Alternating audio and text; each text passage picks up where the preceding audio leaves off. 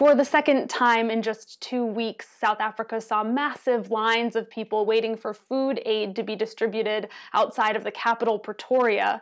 Images of those crowds are on many of the country's front pages today.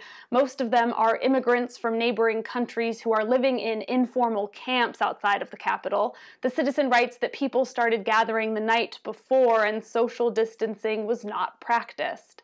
Meanwhile, Bild reports that many people who were at the back of the line ultimately ended up going home empty-handed.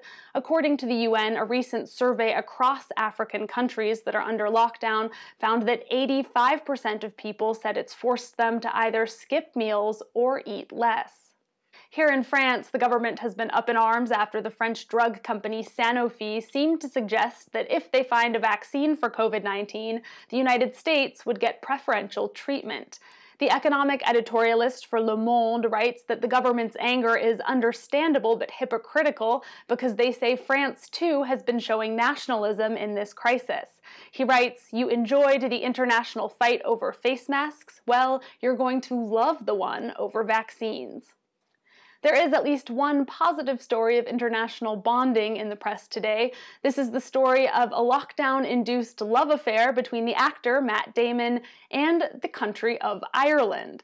The actor was filming there when he was forced to go into lockdown with his family in the town of Dalkey.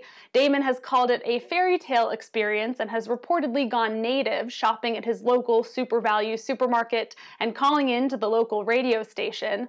The Guardian reports that he's in turn been adopted by Ireland and earned himself the new nickname Matt ODamon.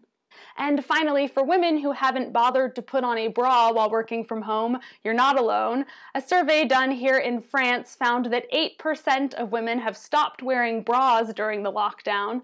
French street paper 20 Minutes has dedicated their front page to this. They say women are letting loose. It remains to be seen, of course, if it's a trend that's going to continue beyond the lockdown.